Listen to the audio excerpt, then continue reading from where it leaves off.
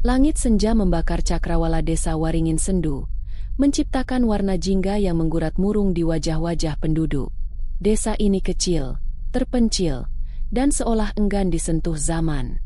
Bangunan-bangunan tua berdiri bersahaja di pinggir sawah, dan jalanan masih setia dengan batu-batu yang disusun sejak puluhan tahun lalu.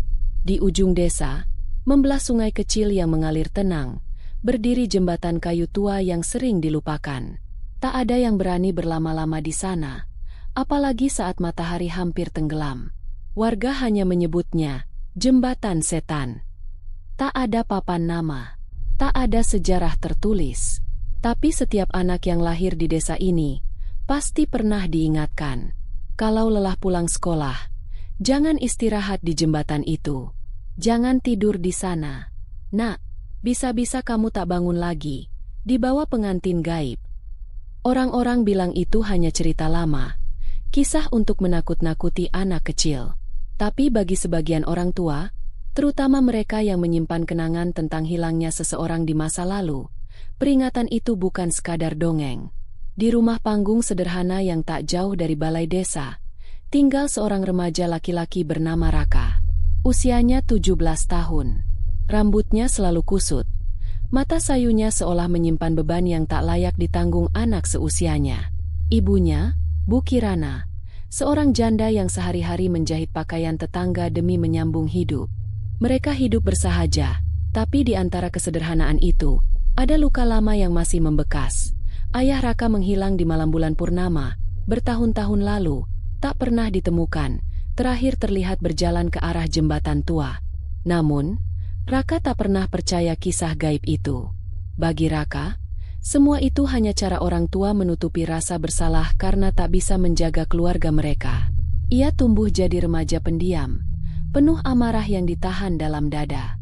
Sore itu, kabut turun lebih cepat dari biasanya. Suara burung-burung mendadak hilang.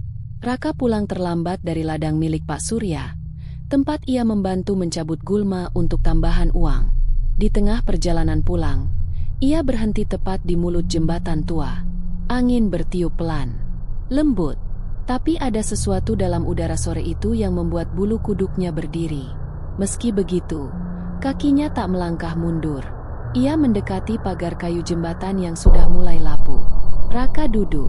Untuk pertama kalinya dalam hidupnya, ia menantang rasa takut yang diwariskan oleh desanya. Apa sih yang kalian sembunyikan di sini? Apa yang begitu kalian takuti? Bisik Raka dalam hati, sambil menatap air sungai yang gelap dan dalam. Ia tidak tahu bahwa keputusannya untuk duduk di sana adalah awal dari pintu yang mulai terbuka, pintu yang selama ini dijaga oleh bisu dan takut. Kabut belum juga naik dari permukaan sungai ketika langit berubah menjadi abu-abu tua. Matahari sudah tenggelam sepenuhnya, menyisakan remang yang menggantung seperti napas terakhir senja. Raka masih duduk di tepi jembatan, tubuhnya mulai dingin, tapi pikirannya tetap menyala oleh amarah dan rasa ingin tahu. Ia memejamkan mata. Di antara desir angin dan suara gemericik air, ia mendengar sesuatu. Awalnya samar, seperti bisikan jauh, tapi makin lama, makin jelas. Raka. Ia membuka mata, cepat, menoleh ke kiri dan kanan. Tak ada siapapun. Raka. Kali ini lebih dekat. Suara perempuan, pelan, mendayu, seperti nyanyian. Raka berdiri mendadak. Jantungnya berdegup lebih keras dari biasanya. Ia berusaha mengatur napas, tapi matanya menatap ke satu titik di permukaan air. Di sana, tepat di bawah jembatan, seseorang sedang menatap balik padanya. Bukan manusia sepenuhnya. Wajahnya pucat, matanya lebar tanpa cahaya. Rambutnya tergerai panjang, hanyut bersama arus, tapi tubuhnya tak bergerak. Seolah-olah air yang mengalir justru menahannya di tempat. Raka terpaku, tubuhnya ingin lari, tapi kaki tak bergerak. "Apa kau, ayahku?" gumamnya lirih, bingung, antara takut dan harap. Wajah itu perlahan menyeringai. Senyum itu aneh, terlalu tenang, terlalu lama. "Kau mirip dia. Tidurlah di sini, biar aku ceritakan yang sebenarnya." Dan tiba-tiba, semuanya gelap. Pagi harinya, warga desa dikejutkan oleh jeritan Bu Kirana. Raka tidak tidur di rumah semalam. Orang-orang mulai berkumpul. Mulut-mulut mulai berbisik. Dan seperti yang selalu mereka takutkan, pandangan mereka tertuju ke satu tempat yang sama. Jembatan Setan. Pagi menjelma jadi kecemasan di desa Waringin Sendu. Bu Kirana menangis di beranda rumah, menggenggam sarung Raka yang masih tersisa di kamarnya. Orang-orang mulai menyusuri jalan setapak menuju jembatan, dipimpin oleh Pak Surya, ketua RT yang juga teman dekat mendiang ayah Raka.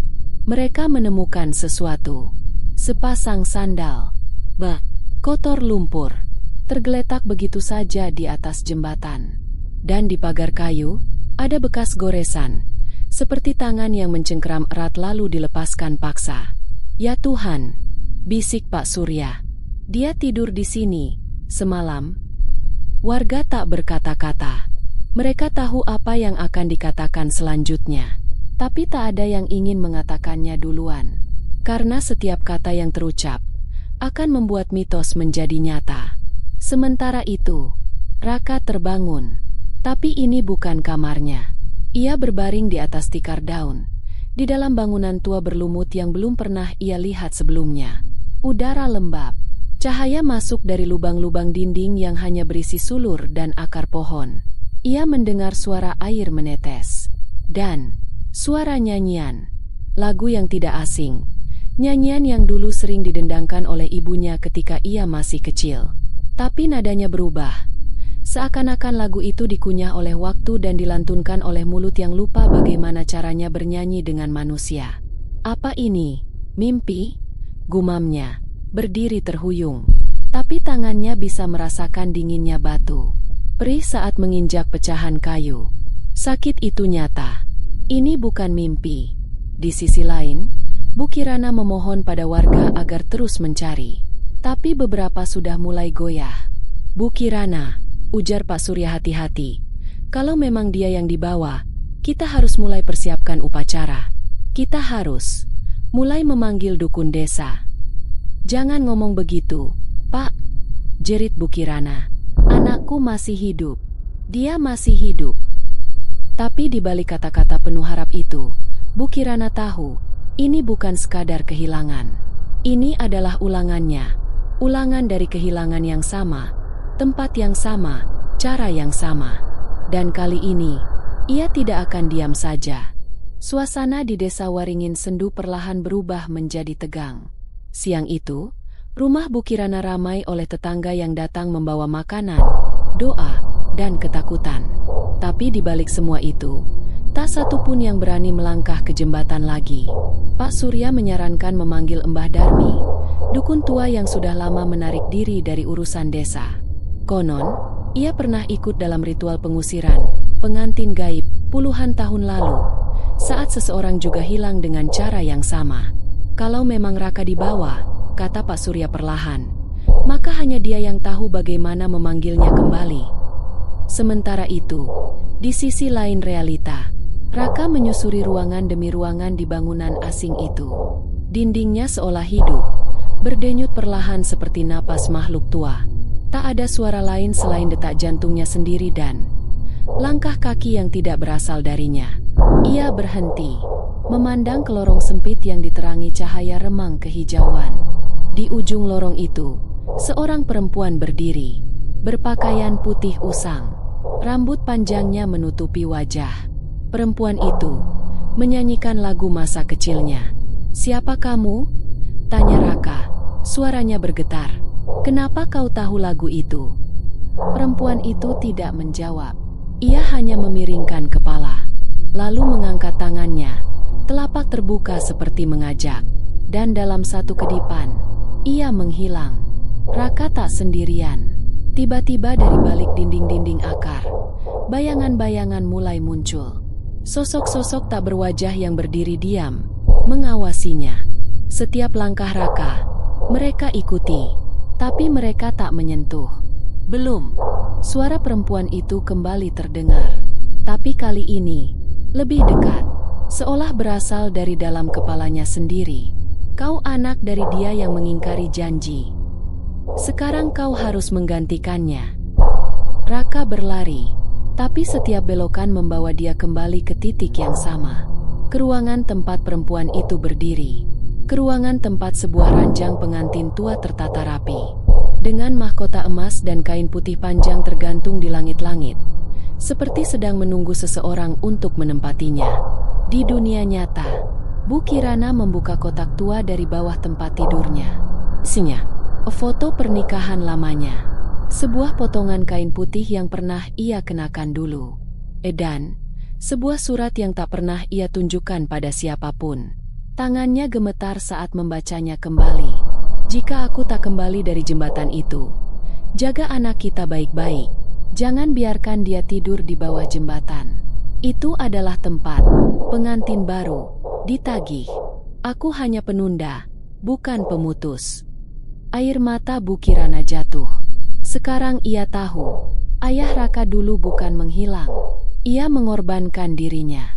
Dan kutukan itu belum selesai. Langit desa Waringin Sendu menggantung abu-abu sepanjang hari. Hujan rintik turun seperti doa yang terperangkap di antara awan dan tanah. Tak seorang pun keluar rumah, kecuali satu, Bu Kirana. Dengan langkah gemetar tapi tekad yang kuat, ia mendatangi rumah yang terletak paling ujung desa, tertutup sulur dan ilalang tinggi. Di sana, tinggal seseorang yang tak pernah lagi ikut urusan desa. Mbah Darmi. Dia sudah datang lagi, ya? Suara Mbah Darmi terdengar lirih. Bahkan sebelum Bu Kirana sempat bicara, Kirana hanya bisa mengangguk. Air mata berlinang. Raka di bawah. Mbah Darmi menatapnya lama. Wajah keriput itu menyimpan 1000 cerita dan satu rahasia besar. Kutukan itu tak hilang, Kirana, karena janji yang dulu dibuat tak pernah ditepati. Suamimu hanya menunda, bukan memutus. Sekarang, anakmu diminta jadi gantinya. Bu Kirana jatuh terduduk. Lalu apa yang harus aku lakukan? Aku tak mau kehilangan dia juga. Mbah Darmi menatap api di tungku yang kecil, lalu berkata pelan, kita harus membukakan pintu dan masuk, sebelum dia tidak bisa kembali lagi. Sementara itu, di sisi lain, Raka duduk di depan ranjang pengantin tua yang sama. Napasnya sesak, tangannya gemetar. Ia tak bisa keluar dari bangunan ini. Ia berlari kemanapun. Dinding-dinding berubah. Akar-akar tumbuh seperti tangan yang mencoba menahannya. Tiba-tiba, ia mendengar tangisan. Tangisan perempuan. Ia mengikuti suara itu, melewati lorong sempit sampai menemukan sebuah cermin retak. Dan di dalam cermin itu, ia melihat dirinya. Tapi bukan dirinya sekarang. Dirinya mengenakan pakaian pengantin. Di belakangnya, perempuan berambut panjang sedang menyisir rambutnya perlahan. Perempuan itu menangis. Dulu, aku ditinggalkan di altar ini. Mereka janjikan pengantin dari desa, tapi tak pernah ada yang datang. Aku menunggu, terus menunggu, sampai kutukan ini tumbuh jadi tubuh baru. Raka mencoba mundur, tapi suara itu menghentikannya. Ayahmu pernah datang ke sini, tapi ia hanya menunda janji. Bukan dia yang dijanjikan. Kau, anaknya. Kau pewaris darah pengingkar. Dan darah tak bisa mengingkari darah. Di luar dunia gaib, malam mulai turun. Mbah Darmi menyiapkan sesajen, minyak kelapa, dan kain putih. Ia menggambar lingkaran dengan campuran garam dan tanah kuburan. Kita akan buka jalan ke sana. Tapi Kirana, ingat, sekali kau masuk, kau harus siap menebusnya. Dengan apapun yang ia minta. Bu Kirana menggenggam erat potongan kain pengantin miliknya dulu. Wajahnya tidak lagi gemetar. Apapun itu, aku akan hadapi. Karena kali ini, ia tidak akan kehilangan anaknya. Tidak seperti dulu. Langit malam di Waringin Sendu seperti tak pernah benar-benar gelap. Ada cahaya aneh, redup kehijauan, menggantung di atas jembatan tua, seolah dunia lain menunggu untuk terbuka sepenuhnya. Mbah Darmi mulai ritualnya di tengah malam, tepat saat bayangan bulan jatuh di sungai.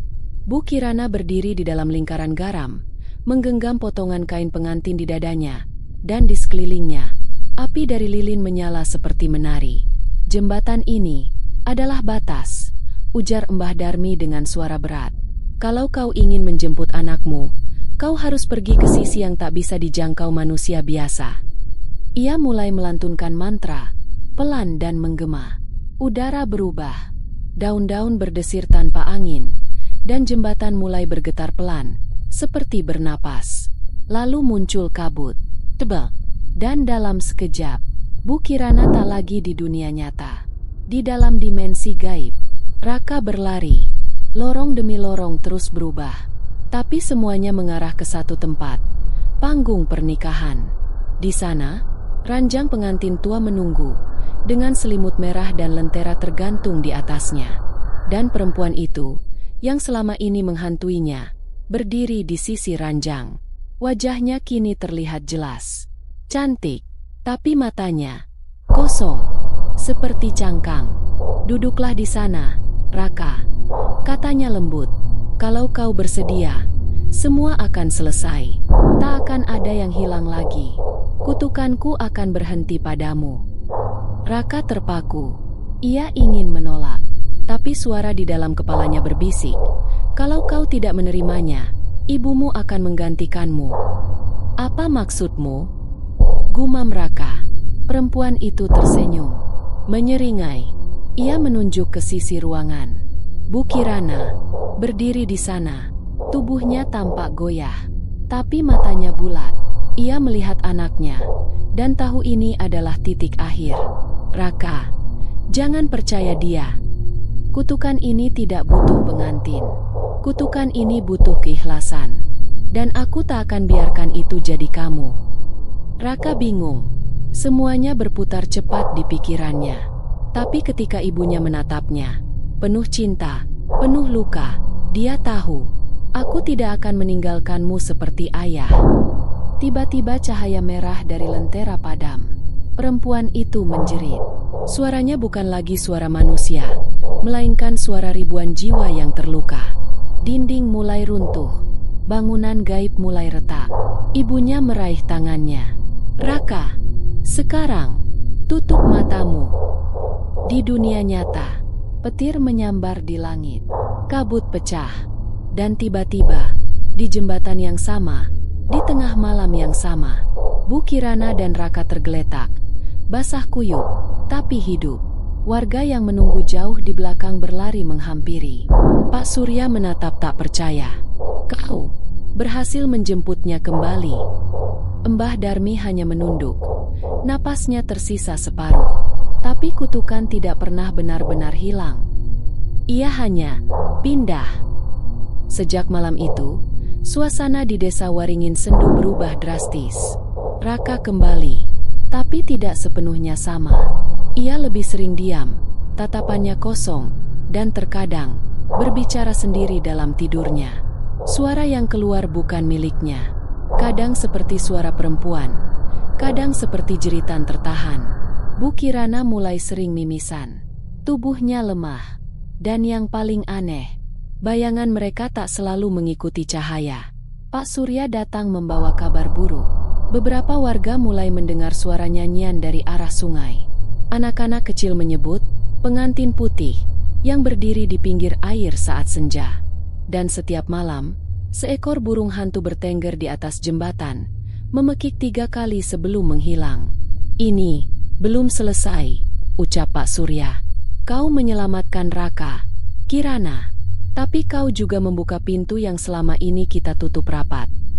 Mbah Darmi jatuh sakit tak lama setelah ritual.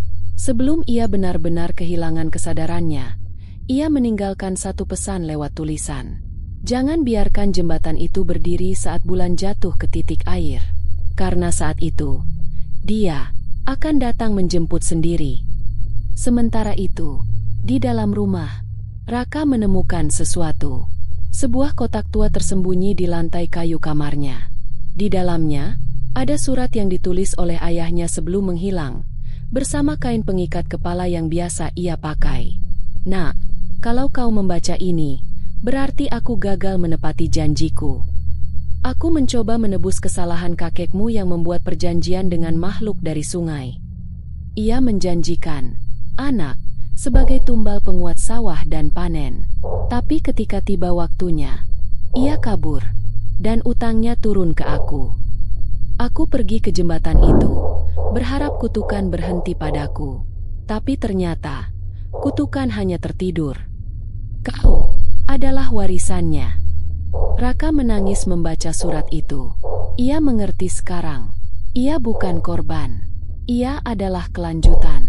Malam itu, langit dipenuhi awan berat, tapi bulan bersinar penuh dan berada tepat di atas sungai. Dan di jembatan itu, dia kembali. Perempuan bergaun putih berdiri di sana, menatap ke arah rumah Raka. Dan kali ini, ia tidak memanggil. Ia menunggu. Malam itu, jembatan tua di desa Waringin Sendu menjadi saksi dari sebuah keputusan yang tak bisa lagi dihindari. Raka berdiri di tepi sungai. Dikenal oleh warga desa sebagai tempat yang penuh dengan cerita buruk. Namun kini, ia merasa seperti tak ada pilihan lain. Sesuatu dalam dirinya sudah berubah. Darah yang mengalir dalam tubuhnya bukan hanya darah manusia, melainkan juga darah dari mereka yang terikat pada janji tak terucapkan. Kutukan itu telah membentuknya menjadi bagian dari sebuah roda yang tak akan pernah berhenti berputar. Di hadapannya, perempuan itu, bergaun putih panjang, dengan rambut tergerai, berdiri menunggu. Wajahnya kosong, tak ada ekspresi, hanya mata yang menatap tajam ke dalam dirinya. "Aku tahu siapa kamu," kata Raka. Suaranya rendah, penuh amarah dan kebingungan. "Kau bukan hanya mimpi buruk yang mengikutiku. Kau adalah bagian dari kesalahan yang dibuat oleh kakek dan ayahku. Dan sekarang, aku harus menebusnya." Perempuan itu tetap diam, hanya menunduk, dan perlahan mulai mendekat. "Kau tahu apa yang harus kau lakukan?" Suara lembut itu, suaranya bukan suara manusia, melainkan suara dari ribuan jiwa yang terperangkap, bergema dalam pikiran Raka. Tangan perempuan itu mengarah ke wajahnya, perlahan menyentuh pipinya dengan jari-jari dingin yang terasa seperti es. "Menikahlah denganku, Raka. Terima kutukan ini, dan semuanya akan berakhir. Keluargamu akan selamat, dan kau akan menjadi bagian dari yang tak terhentikan ini. Bergabunglah denganku." Raka menatap perempuan itu. Matanya berbinar, hatinya bergejolak antara harapan dan keputusasaan. Ia tahu, jika ia menerima tawaran itu, ia akan mengakhiri kutukan yang menelan keluarganya. Tapi harga yang harus dibayar adalah kehilangan dirinya sendiri. Tiba-tiba, suara Bu Kirana terdengar di belakangnya. "Raka, jangan dengarkan dia." Raka berbalik. Ibunya berdiri dengan tatapan yang penuh keputusasaan, namun juga penuh kekuatan. Ia mendekat dengan langkah pasti. "Ini bukan jalurmu. Aku tak akan membiarkanmu mengambil jalan yang salah, seperti yang ayahmu lakukan." Raka memandang ibunya, dan untuk pertama kalinya, ia merasa seakan-akan semuanya mulai jelas. Ibunya, yang tak pernah menyerah untuk melindunginya, kini datang untuk menyelamatkannya dari kutukan yang sama. Ini adalah ujian terakhir. Di luar jembatan, kabut mulai menghilang. Langit kembali terbuka, dan bulan purnama memancarkan cahayanya yang terang. Namun, ada sesuatu yang berubah.